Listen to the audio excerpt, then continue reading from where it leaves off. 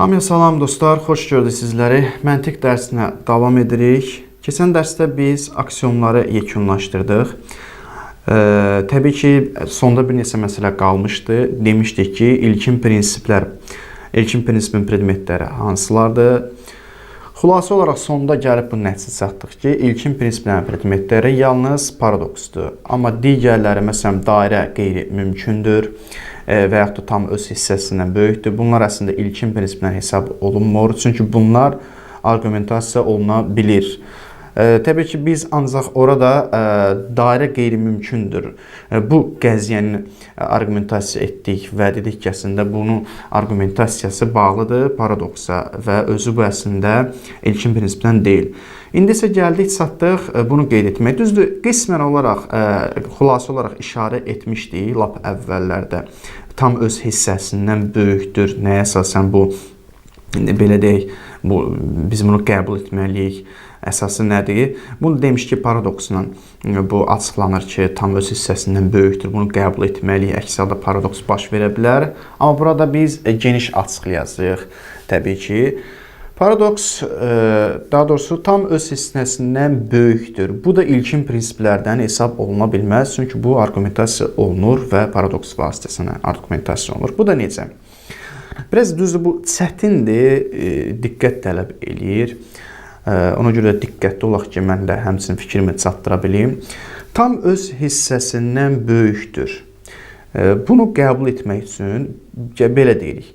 Deyirik ki, tam öz hissəsindən ya böyükdür, bu birinci variant, ya da ki, ikinci variant budur ki, tam öz hissəsinə bərabərdir. İkisindən biri olmalıdır. Ya da tam öz hissəsindən böyükdür, ya da tam öz hissəsinə bərabərdir. Yəni, ikisindən biri olur. Və burada məsələ bundan ibarətdir ki, biz tam öz hissəsindən böyükdür, bunu qəbul etməliyik. Çünki əgər desək tam öz hissəsinə bərabərdir, paradoks yaranacaq və paradoks da qeyri-mümkün olduğuna görə biz burada tam öz hissəsindən böyükdür qəziyyəsini qəbul edəcəyik. Tam öz hissəsinə bərabərdir də paradoks yaranır. Niyə? Baxın, biz deyirik ki, tam ya öz hissəsindən böyük ya da yox.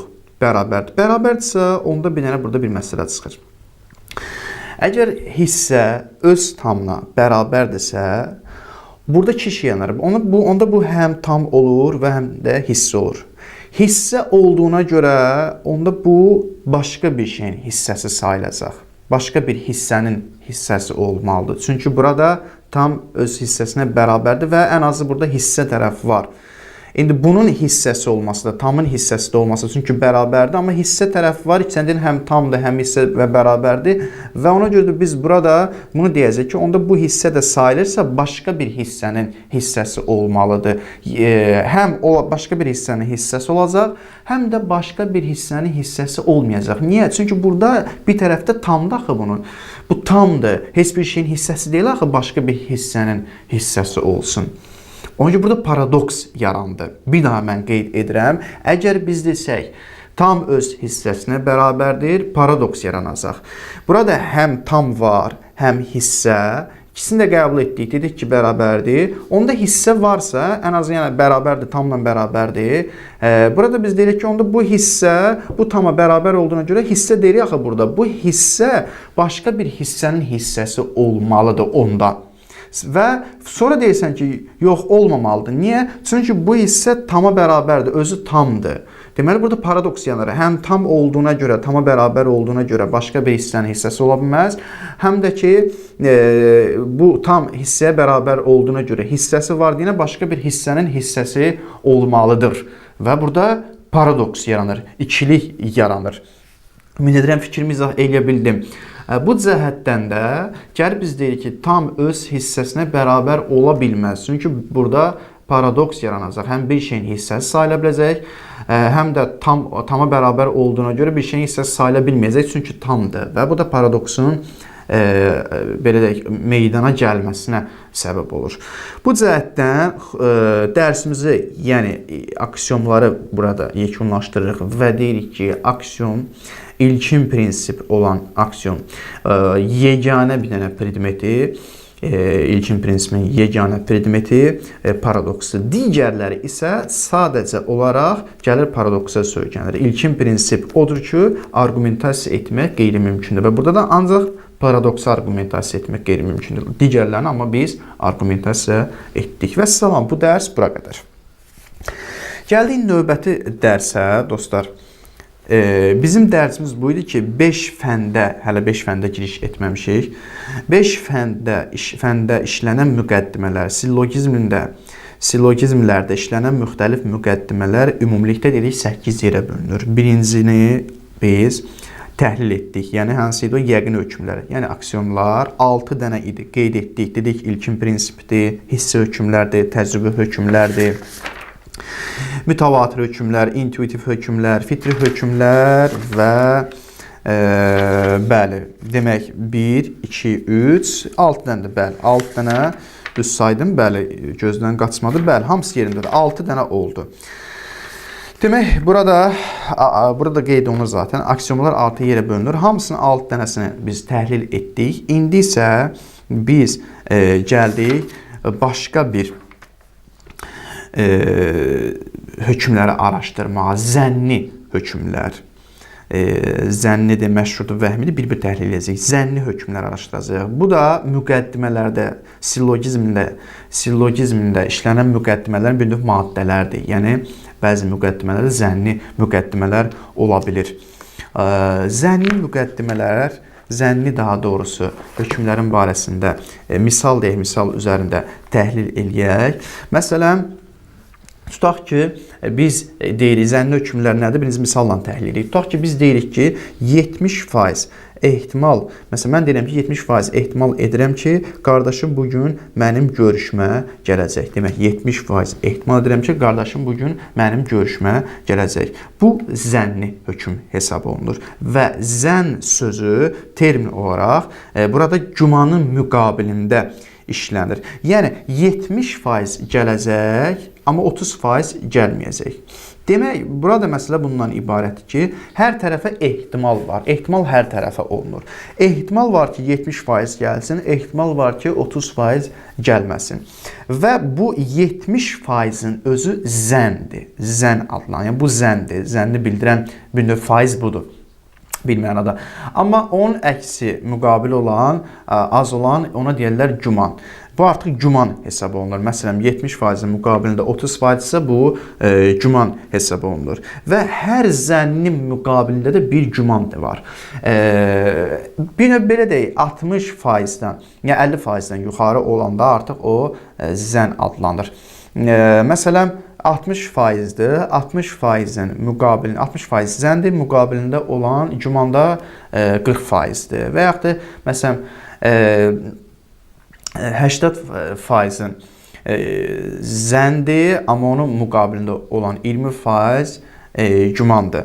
60%-in müqabilində deyək ki, 40%.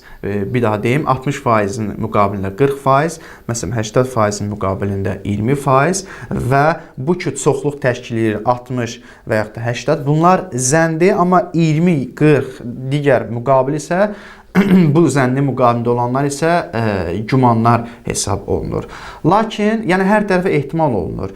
60% ehtimal olunur gələcək, 40% ehtimal olunur ki, gəlməyəcək.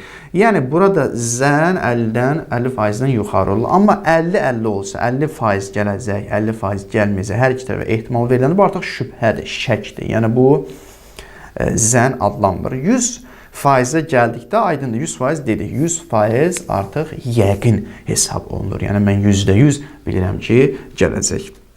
Demək, zənn bunlardan ibarətdir.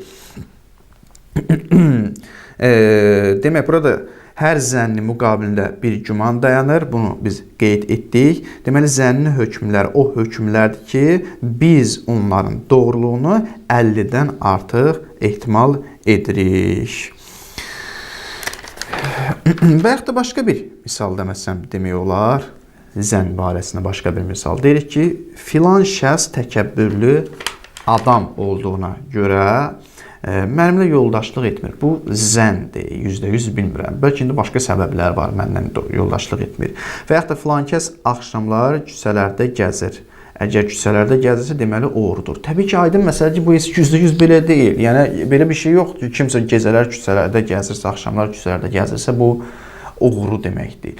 Oğru adına, yəni bu şəxs oğrudur və yaxud da kimsə məndən dostluq eləmirsə, deməli o təkəbbürlüdür. Yəni bunlar zənnlə əldə olunan bir zənn sadəcə olaraq. Bunlar yəqin deyil. Ola bilsin ki, tamamilə başqa bir şey olsun. Mən sadəcə 70% deyirəm ki, bu filankəs gecələr, axşamlar küçələrdə gəzir, oğrudur. Amma 30% təbii ki, gümanım var ki, oğru deyil, başqa bir səbəbə görə məsələn küçələrdə gəzir. Bu misallar idi və misallar üzərində təhlil apardıq. İndi bir məsələni bunu aksiyonla fərqləndirməliyik. Bunu biz təhlil edək. Baxın dostlar, aksiyonda demişdik ki, bəzi şərtlər dedik. İndi isə gəlirik başqa bir formatda deyirik ki, aksiyonlarda əsasən 3 şərt var. Bunu zəndən aid etmək üçün qeyd edirik. Aksiyonlarda hansı şərtlər var? Aksiyon olan qəziyyələr nələri əhatə edir? Bir odur ki, aksiyon yəqin olur. Yəni belə deyək, hansısa bir hökm aksiyonsa, yəni yəqindir. Yəqini də qeyd etdik. Necə yəqindir? Subyekt, predikat subyektdən ayrılmır və s. onu qeyd etdik. Yəni yəqin burada deyəndə əksi ehtimal olunmur. Əksi qətiyyən mümkün deyil. Bir qəziyyə əgər yəqindirsə, onun əksi ehtimal oluna bilməz. Mümkün də deyil. Yəni mümkün deyil orada predikat subyektdən ayrılsın, əks bir ehtimal olunsun. İkinci budur ki, yəqində yəqini qəziyyələr, aksiyon olan qəziyyələr reallıqla üst-üstə düşür. Yəni həqiqətlə üst-üstə düşür. Heç zaman reallığa qarşı, yəni reallıqla üst-üstə düşməsin, belə bir şey yoxdur. Yəqində demişdik ki, reallıqla üst-üstə düşməlidir. Təbii ki, qeyd etdik hansı yəqindən söhbət gedir. Onu təhlil etdik. Xüsusi mənada yəqin. Sonra budur ki, yəqində səbəb və nəticə, yəni necə yəqin elədin sən buna? Səbəb və nəticə ilə əldə olsun. Yəni buna yəqin etməyin bir, niyə məsələn bu, tutaq ki, qeyd eləyək ki, niyə məsələn bu dəmir, fərz eləyək, bu dəmir odda genişlənir. Bunun bir səbəb nəticəsini əldə etməlisən, səbəbini bilməlisən, səbəbi əldə etməlisən ki, bu yəqində. Çünki filan səbəb olarsa, mütləq bu yəqin gerçəkləşməlidir. Yəni bizim bildiyimiz yəqin, əldə etdiyimiz yəqin olmalıdır. Yəni səbəbi və nəticəsi bilinməlidir, həqiqəti, gerçəyi bilinməlidir. Yəni təqlidi yolla olmamalıdır. Təqlidi yolda belə ki, sən heç bir səbəb nəticəni bilmirsən. Niyə bilmirsən ki, bu yəqin hansı səbəbə görədir? Hansı səbəbə görə sən bu yəqini qəbul etmirsən? Kimsə məsələn tutaq ki, deyib ki, fərz edək ki, dəmir odda genişlənir. Kimsə deyib eşitmişəm, amma özüm məsələn yəqində deyiləm. Kimsə deməyinə yəqinə çatıram. Məsələn, artıq bu səbəb bir səbəbi nəticəsini bilmirsən bu yəqinin. İllət və məlul deyərlər də buna ərəbcədə.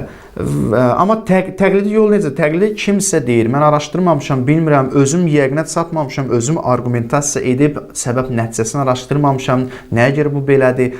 Heç bir argumentasiyam yoxdur. Sadəcə olaraq kiməsə, məsələn bir alimə güvənirəm, ona güvəndiyimə görə yəqinə çatıram. Yəqinəm ki, o heç vaxt səhv eləməz, misal olaraq. Yəqinəm ki, o bu işdə düzgün nəticə əldə edib. Bu təqlidi yolundandır. Amma təqlidi yolundan olmamalıdır yəqində. Bunu əvvəl qeyd etdik. Xüsusi mənada yəqində budur ki, təqlid olunmasın, özün səbəb nəticəsini biləsən, argumentasiya edə biləsən. Yəni özün bunları təhlil edib tapmalısan. Amma bunu niyə qeyd etdik? İndi yavaş-yavaş bu aydın olacaq. Yəqinin bir növ deyək, yəqin bunlardan ibarətdir. Amma zəndə məsələn elə deyil. Zəndə bunlar yoxdur. Gördüyünüz kimi dediyimiz zənnlərin heç biri bundan deyil. Zənn yəqini deyil, əksi ehtimalı olma bilər. Çünki 70%dir, amma müqabilində olan 30% güman eləyirəm və yaxud da ola bilsin reallıqla üst-üstə düşmür. Tam olaraq reallıqla üst-üstə düşdüm bilmirəm. Çünki mən güman edirəm, əksi də var bunun. 70%-in əksi 30% də var, 60%-in əksi müqabili olan 40% də var və s. Və həmçində ola bilsin təqlidi yol. Təqlidi yolla nə? Təqlidi yolla olanda zənn elirsən. Əslində bu zəndir. Sən indi bunu burada qeyd eləyəcək, tam açıqlayacağıq. Burada sən özün yəqinə çatmamısan ki. Zənn özü gəlir bölünür bir neçə yerə. Baxın, bir dənə bunu qeyd edeyim. Nəyə görə təqliddən bunu ayırırıq? Biz inşallah burada da gəlib qeyd edəcəyik. Elə gəlib bunu qeyd edəndə açıqlayacağıq. Nəyə görə zənn təqlidi hesab olunur? Axı, mən buna yəqinim var. Əks ehtimal falan, bu yoxdursa, falan bir alim hansısa bir nəticəni mənə çatdırırsa, mən yəqinim var, əksi ehtimal olunmur. Yəni, buna niyə zənn deyək? Bunu gəlib izah eləyəcəyik. Zənn özü əslində 3 hissəyə bölünür. Bəzi zənnlər var ki, sırf məhz zənn deyərlər buna. Və burada məqsəd, bu zəndən məqsəd budur ki, burada yəqini yoxdur, cəzm yoxdur. Yəni, bir tərəfə üstünlük olunur sadəcə olaraq. Amma qarşı tərəf olmasına mümkünsüz deyil. Misallarda dediyimiz kimi, 70% qardaşım gələcək, gəlməyinə tərcih olunur, üstünlük verilir. Amma 30% də inkar olunmur. Gəlməməyə qeyri-mümkündür, belə bir şey yoxdur. 30% də ola bilsin ki, gəlməsin. Buna deyirlər sırf zənn. Yəni, ürfdə bizim işlətdiyimiz, başa düşdüyümüz zənn əslində budur. Və məntiq elmində məşhur olan zənn barəsində ki, danışacaq, zənni hökmlər, bəhsimiz elə bax bundan olacaq. Zənni hökmlər bunlardır. Yəni, böyük bir faizə ehtimal edirsən, amma onun əksi olan az faizdə, yəni güman da qeyri-mümkünsüz deyil. Bu zənnin birinci növü. İkinci növ zənn hansıdır? İkinci növ zənn isə budur ki, yadınızdadır, biz dostlar qeyd etmişdik ki, xüsusi mənada elm, ümumi mənada elm və yaxud da yəqin, xüsusi mənada yəqin, ümumi mənada yəqin.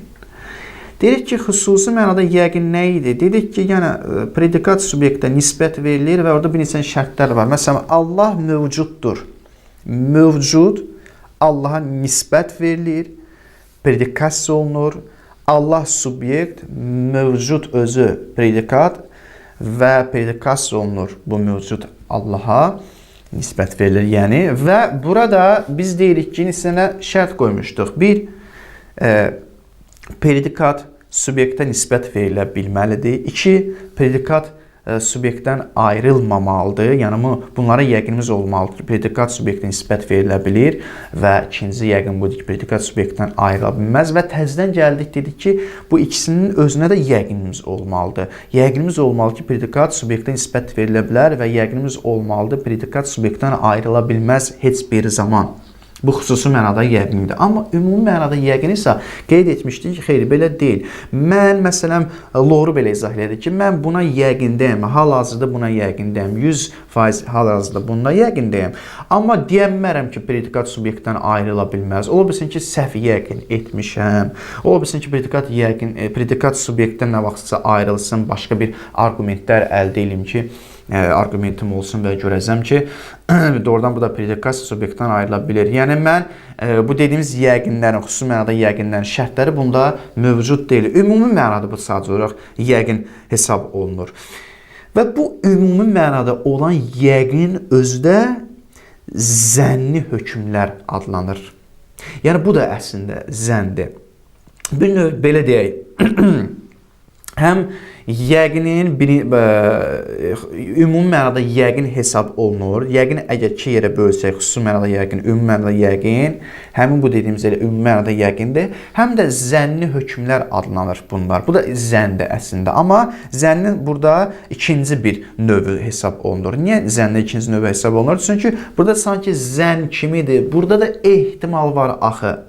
Sadəcə olaraq burada bir növ belə deyək, Cümana ehtimalı yoxdur. Yəni, burada cüman 70%, 30% deyil, 100%-dir. Amma sənin ehtimalın var ki, bu 100% aradan getsin, səhv əldə etmiş olasan nəticələri. Yəni, ehtimalın var, bu ehtimal var. Əks ehtimal var. Lakin xüsusi mənada yəqin deyir ki, əks ehtimalı yoxdur. Ona görə əks ehtimal mənasında bunu izah edəndə bu bir növ zənni hökmlərə oxşur deyə bu zənni hökmlərin ikinci hissəsi hesab olunur.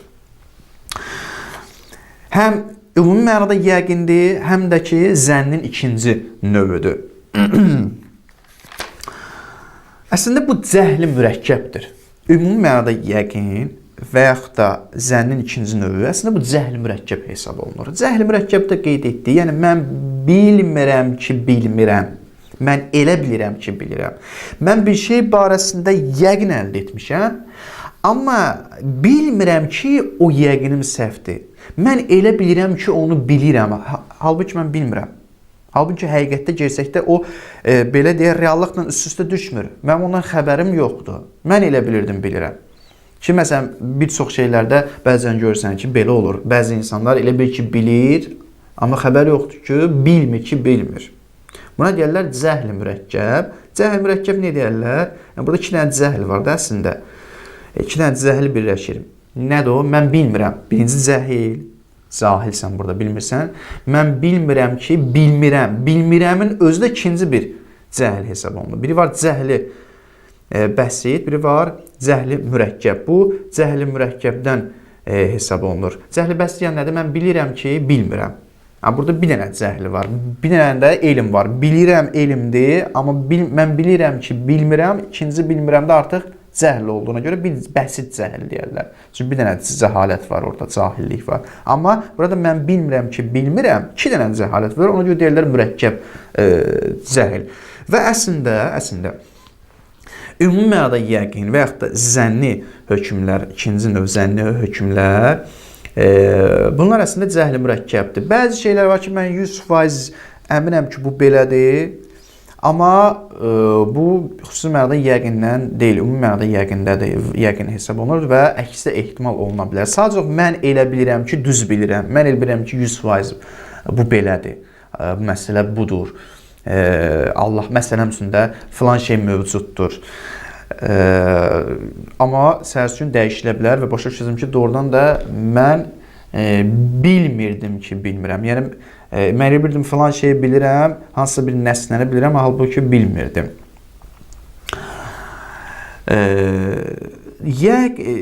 Və gəldik üçüncü bir məsələ. Üçüncü məsələdə, yəni zənnin üçüncü bir növünə. Zənnin də bu ikinci növü idi. Zənnin də üçüncü növü hansıdır? Zənnin üçüncü növü budur. Burada dostlar, artıq burada təqlid var.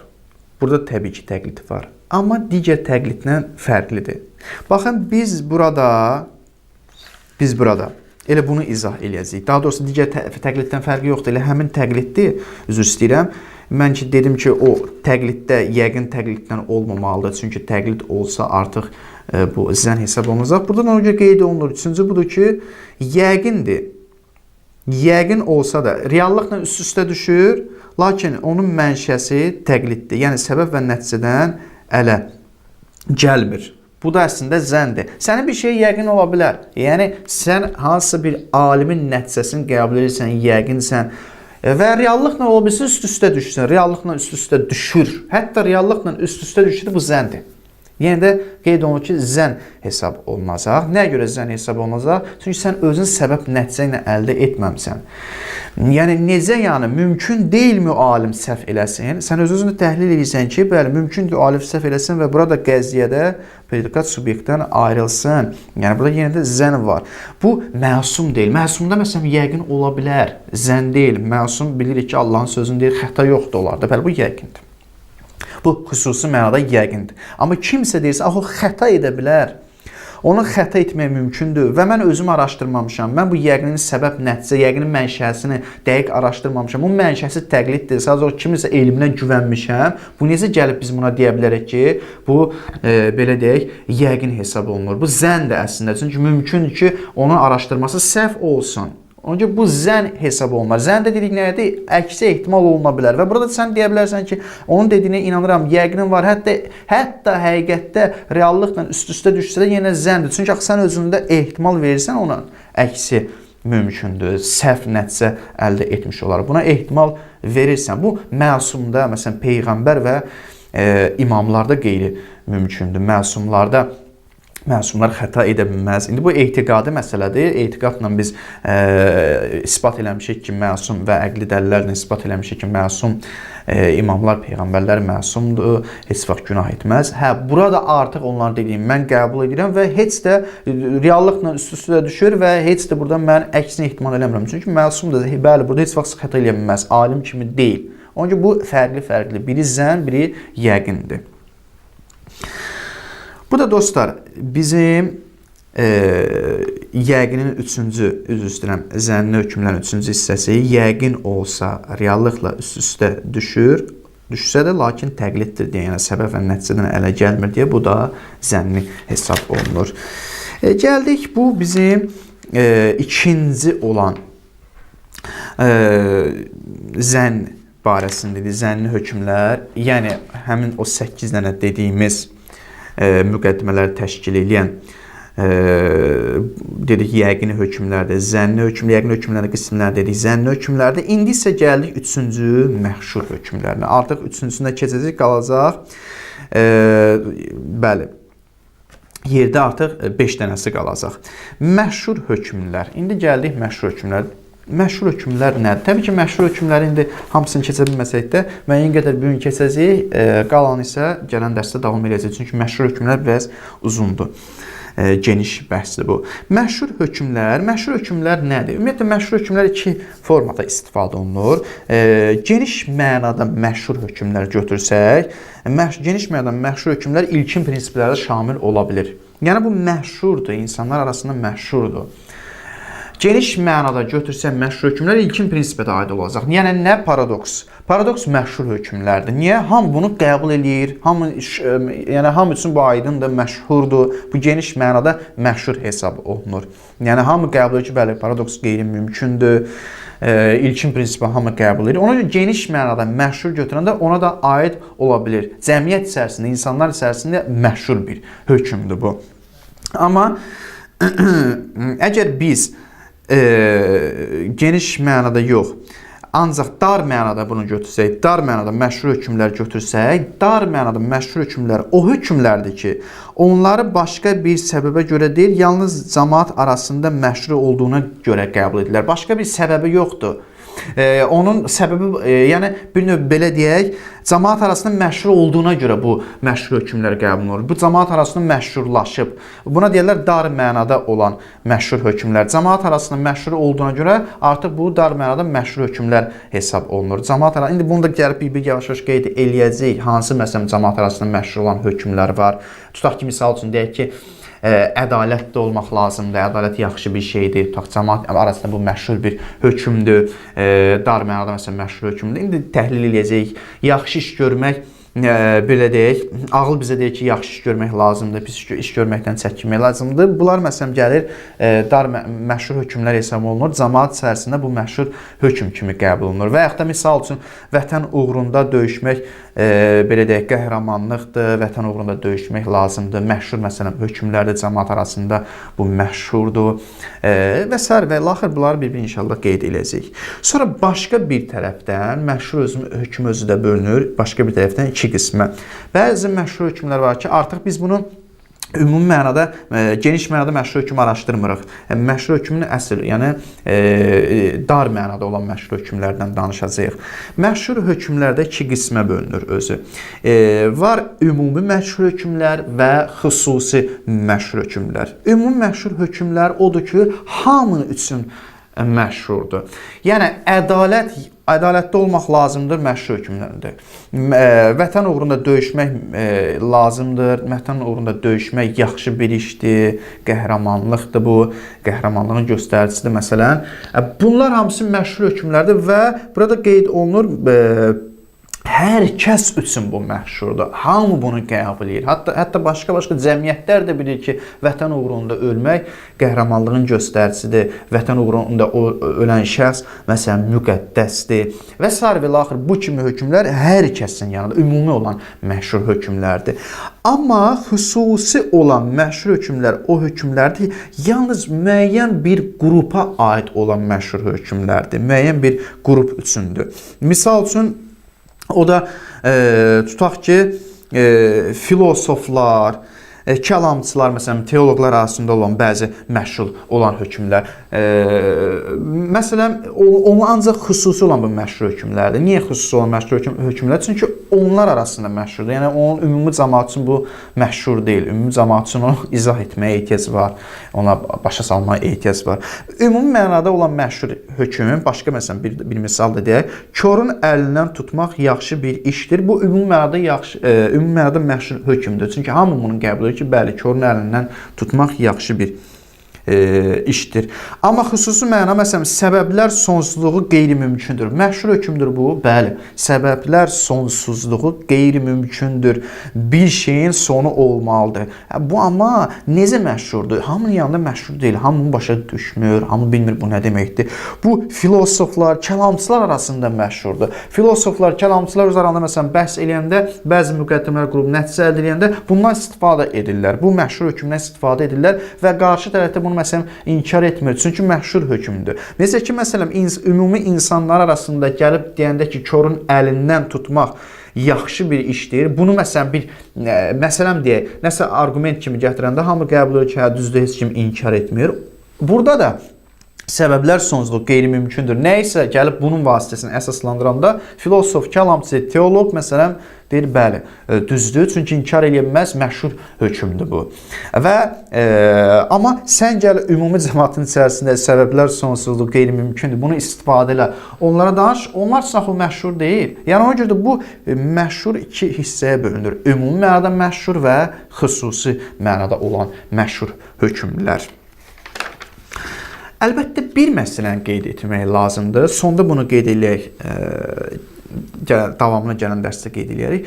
Bütün məşhur hökmlər doğru olmur. Bizə məsələn deyilir, məşhur hökmlərdən istifadə edin. Müqəddimələrin maddəsi məsələn məşhur hökmlərdən məsələn birinci aksiomdan istifadə edin. Hə, məşhur hökmlərdən də istifadə edə bilərsiniz, əgər onlardan istifadə etmək lazım olacaqsa. Məşhur hökmlərdən istifadə edib əqli nəticə əldə edin. Amma bütün o demək deyil, bütün məşhur hökmlər doğru hesab olunur. Bunu diqqətlə araşdırmaq lazımdır. Hansı məşhur hökmlər insanların arasında məşhurdur? Onun vasitəsilə bir nəticə çıxardım, bir şey isbat edeyim.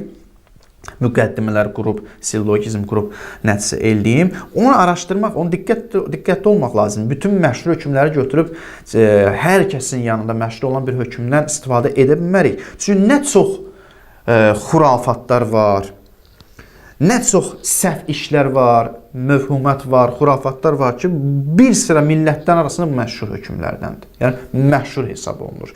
Məsələn, tutaq ki, 13 ədədi nəhsdir. Bəzi cəmiyyətin içərisində və məsələn, bir sıra insanların içərisində, millətlərin arasında belə bir məşhur hökm var. Amma o demək ki, doğrudan da məşhur deyə biz bunu qəbul etməliyik. Xeyr, yəni ona görə bütün məşhur hökmlərin doğru hökmlər, hansı bir hökm cəmiyyət içərisində məşhurdursa, o demək deyil ki, o həmişə doğru ola bilər. Və yaxud da asqıran zaman səbr etmək lazımdır. Hə, mən asqırdım, səbr edim, filan işi məsələn görməyim. Bu məşhurdur, amma o demək deyil ki, bu doğru olan bir məşhur hökmlərdəndir. İnsana doğru bir nəticə verə bilər bu. Ona görə də burada məşhur hökmlərin hamısı düzgündür demək olmaz, doğrudur demək olmaz. Bunu diqqətlə araşdırmaq lazımdır. Dərsimiz dostlar bura qədər. İnşallah hələ məşhur olan hökmləri gələn dəfə biraz təhlil edəcəyik. İndi bilmirəm 1 dərs, 2 dərs, 3 dərs nə qədər olacaq. Amma bunu bilirik ki, %100 bilirik ki, gələn dəfə yenə də məşhur hökmlərdən danışacaq. Əgər qurtarsaq, gələn dəfə də dərsin ortasından yekunlaşdırsaq, başqa bir məsələlərdə, digər bir hökmlərdə giriş edəcəyik. Ümid edirəm, izah edə bildim və sizlər üçün aydın oldu. Dostlar, sağ olun, salamat qalın. Elhamdülillah.